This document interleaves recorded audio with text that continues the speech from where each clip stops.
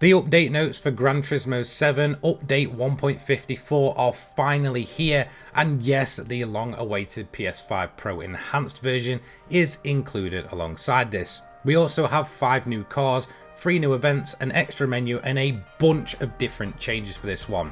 So in this little video, I'm going to go through every single change and patch note available for update 1.54. Update notice 1.54, a new update for Gran Turismo 7 has been released. The following is a list of main features and adjustments introduced. So, main features implemented. Number 1, the cars. The following 5 cars have been added. We've got the Ford Escort RS Cosworth 1992, which is sold at the used cars dealership. We then have the Mercedes-Benz W196R55, which is sold at the Legends dealership. The Porsche 911 Turbo S 992 from 2020, the Porsche Mission X 2023, and the Suzuki Jimny Sierra JC 2018. Number 2, PlayStation 5 Pro. So the PS5 Pro update has come along with this update. PlayStation 5 Pro support has been added with the following features. Added a mode that combines higher image quality and frame rate performance by fully utilising the PlayStation Spectral Super Resolution. PSSR for PlayStation 5 Pro. Ray tracing for reflections has been implemented during races. Please note, prioritise ray tracing / resolution must be selected in the display settings. Support for 8K resolution, improvements to rendering quality mode in VR mode, smoother video motion in VR mode by utilising the VR positional reprojection function. So we do finally have, I think, our first post-launch PSVR type update alongside this. So it does seem that the VR is, of course, going to look better properly now alongside the PS5 Pro. Number 3, Gran Turismo Sophie. Gran Turismo Sophie is now implemented in the following track layouts: Trial Mountain Circuit and Tokyo Expressway East Clockwise. Please note that the Gran Turismo Sophie mode is only available on the PS5 version of Gran Turismo 7. Number 4, World Circuits. The following new events have been added to World Circuits. Grand Valley Highway 1 gets the Jimny Cup, WeatherTech Raceway Laguna Seca gets the Porsche Cup, and Mount Panorama thankfully gets a new event with the Race of the Turbo Sports Cars. Really, it's kind of pathetic with 3 events for 5 new cars. Really just doesn't seem enough, so it looks like a lot of custom races are going to be going on here.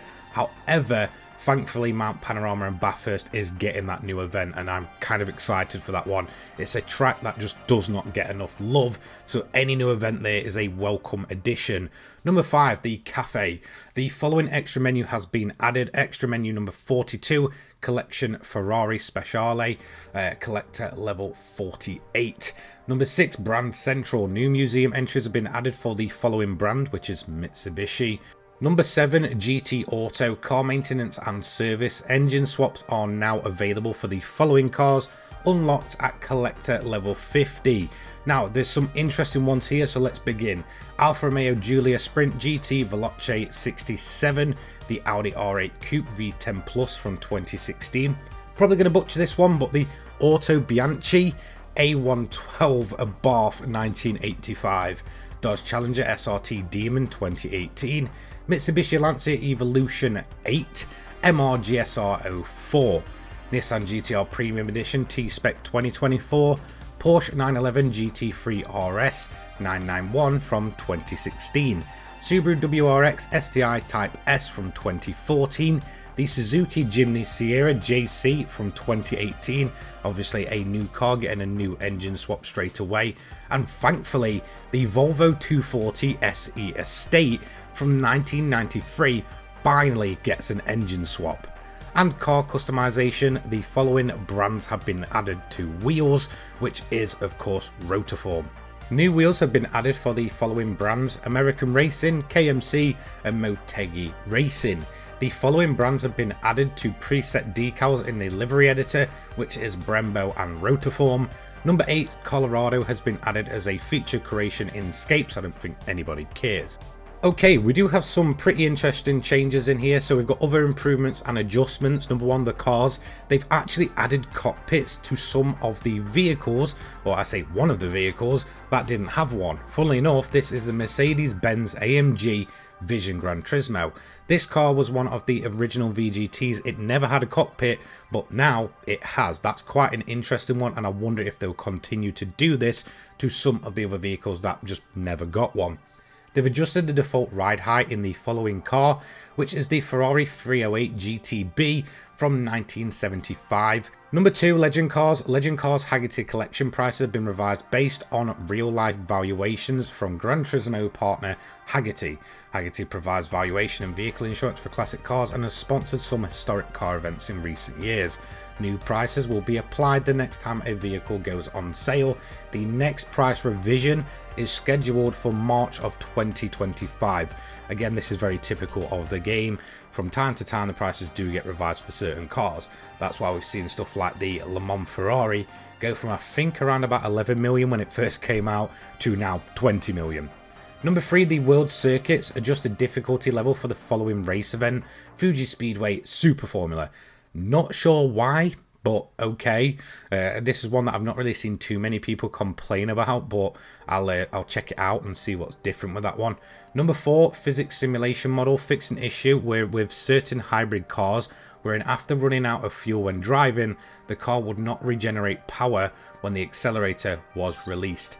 This is something I've seen around quite a bit. It does happen with a lot of these cars, so thankfully I think it's only took them, a good couple of years at this point that I remember this happening for. Number 5, GT Auto. They've fixed an issue with the livery editor in car customization, wherein changing and saving a light cover or tyre sticker would prevent from being able to revert to the original livery.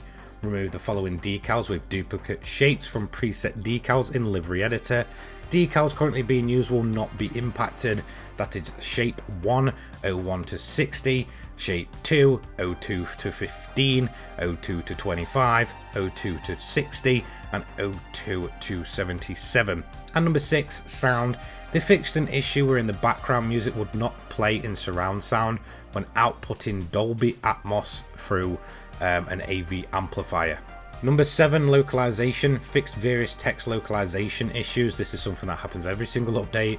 And number 8, others, which is various other issues have been addressed. Thank you for your support, and please continue to enjoy Gran Turismo 7. So there we go, that is everything included with update 1.54 for Gran Turismo 7. I definitely think your mileage may vary depending on your setup. Of course, if you've got a PlayStation 5 Pro and a VR, then honestly this could be an absolute game changer. And even if you've only got the PS5 Pro and not the VR, again, it could feel like a completely different game. Of course, I'm going to test it out and I will let you know what it's like on a PS5 Pro, and I'll let you know what the update's like when it comes to the VR as well. So I definitely think what you're going to get from this update is definitely going to depend on really how much you've splashed out on, I guess, Gran Turismo 7, which on one hand it kind of seems unfair, but on the other, look, if you're a die-hard player and you've been waiting for a VR update and you've got yourself a Pro, then well, why not take full advantage of it? However, the general content really isn't as bad as I first assumed. I do think we've got a decent bunch of cars here, at least 4 of them anyway. Yes, I get the concept is an electric car, but that doesn't necessarily matter. It's quite an extreme one, and I do think visually it's absolutely stunning. Those engine swaps are absolutely incredible. There's no denying that. There's some really cool cars getting some swaps there. If I'm honest, the weakest part of the updates is honestly the events, and for me that's kind of worrying. This is where Polyphony seem to go wrong all the time. They're putting these pretty awesome cars in, and yes, a lot of them are kind of useless because they haven't got anywhere to run outside of custom races. However, custom races are generally the way to go if you want to earn a lot of credits in this game now, and I genuinely think if you give it a try, you're probably going to get a lot of fun out of all of these cars. Again, if you kind of go your own route and kind of ignore what the Polyphony put into the game and the lackluster events they pile in, then you'll probably get more out of this update than you actually expect to. So over the next couple of weeks I'll be covering everything to do with update 1.54, so feel free to stick around and I will see you later on. Take care guys, peace.